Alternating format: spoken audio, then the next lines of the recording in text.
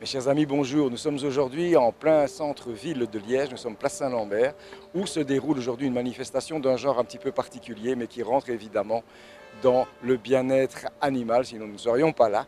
Il y a aujourd'hui des militants derrière moi qui luttent contre le mensonge que les zoos, le mensonge que les parcs animaliers continuent à entretenir depuis une trentaine d'années. Nous sommes allés à la rencontre de tous ces militants. Je vous propose de venir avec moi à leur rencontre aussi. Dans notre lutte oppressante pour le bien-être animal, il nous arrive quand même de vivre des moments rassurants, comme ce rassemblement d'hommes et de femmes jeunes et moins jeunes qui, sous le soleil du mois de mai, avaient décidé de faire entendre leur indignation. Nous vous invitons à écouter Jean-Michel Stas, l'instigateur de la manifestation. Jean-Michel Stas, bonjour. Et je ne devrais pas dire bonjour, je devrais dire aïe aïe aïe, parce que si on te rencontre sur le terrain, c'est qu'il y a quelque chose qui ne va pas. Alors aujourd'hui, nous sommes place Saint-Lambert, en plein cœur de la cité ardente. Tu es là avec plusieurs des adhérents de ton groupe, mais pas que, parce qu'il y a des gens qui travaillent pour le bien-être animal qui sont là aussi.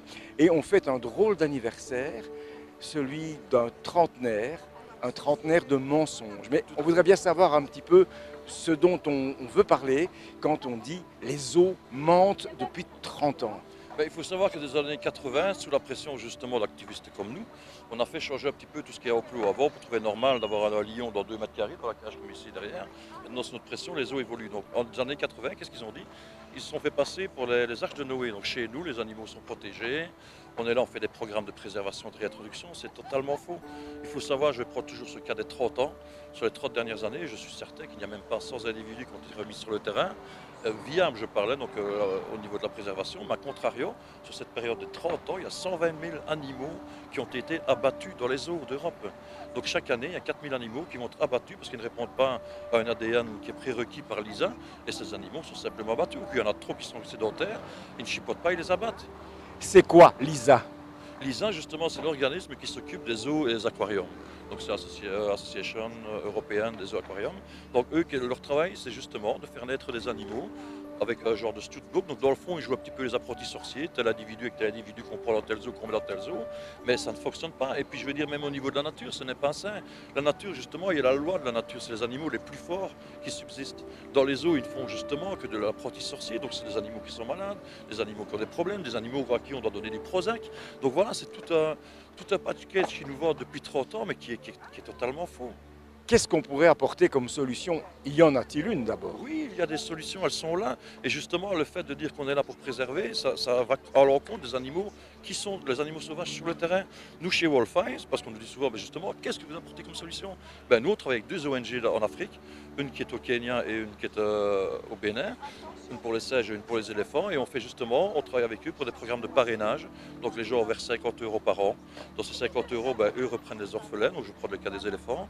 Ils les font toute leur vie, les nourrissent, ils les soignent. Et quand ils sont à l'âge adulte ou pré-adulte, ils les remettent avec des populations sauvages de terrain. Et en même temps, ils luttent contre le braconnage. Donc ils ont des effectifs, je veux dire, dans les airs et sur terre. Et ils luttent réellement. Et c'est ça qu'on doit faire. C'est travailler là-bas.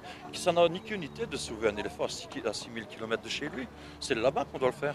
Je suis d'accord, Jean-Mi, mais au niveau de la Belgique, parce qu'on a un petit peu fait un melting pot avec les zoos, avec les parcs où il y a des animaux. Ici, quel est le problème chez nous?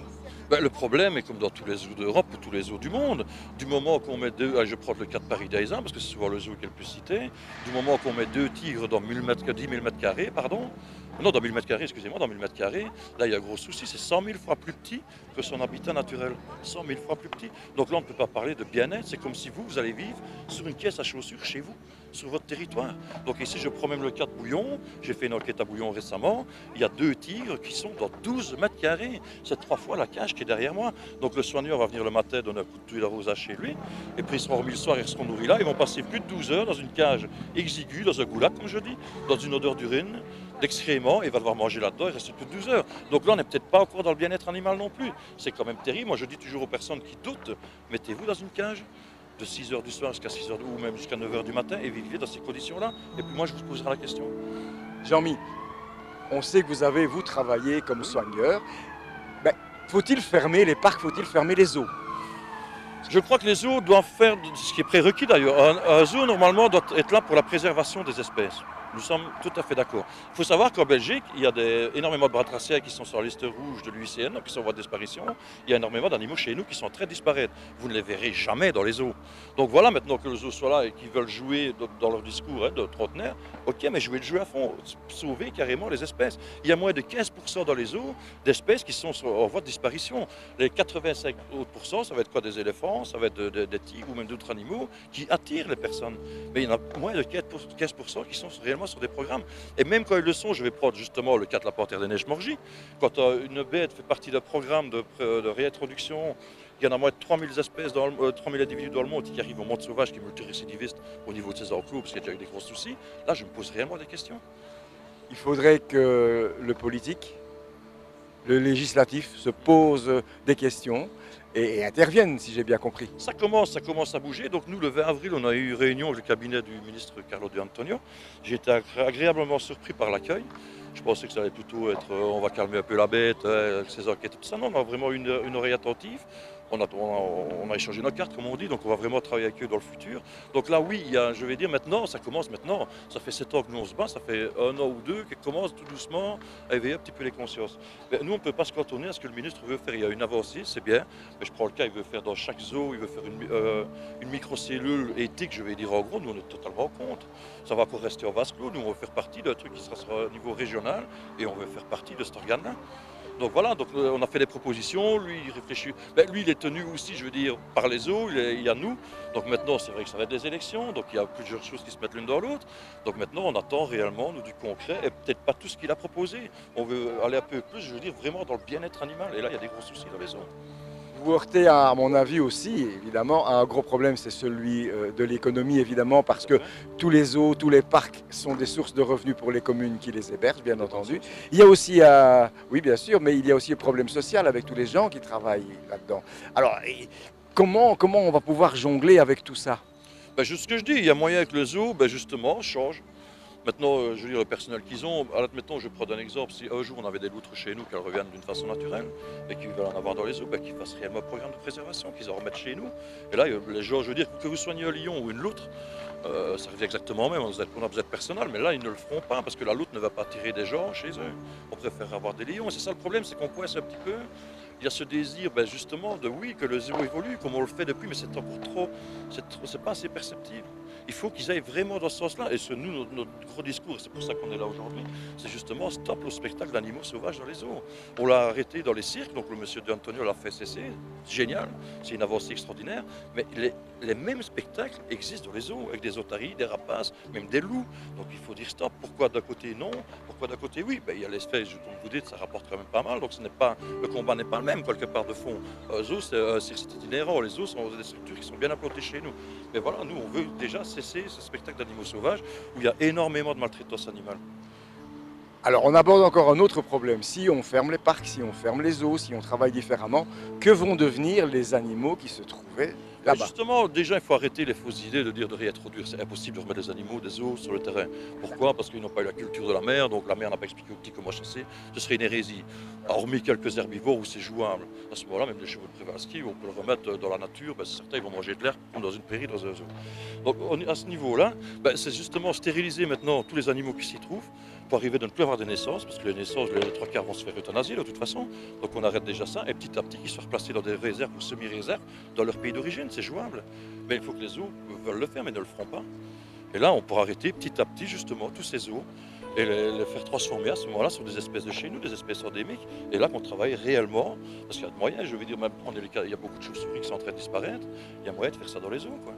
Et là, oui, le zoo pourra se targuer d'être là pour la préservation, la réintroduction.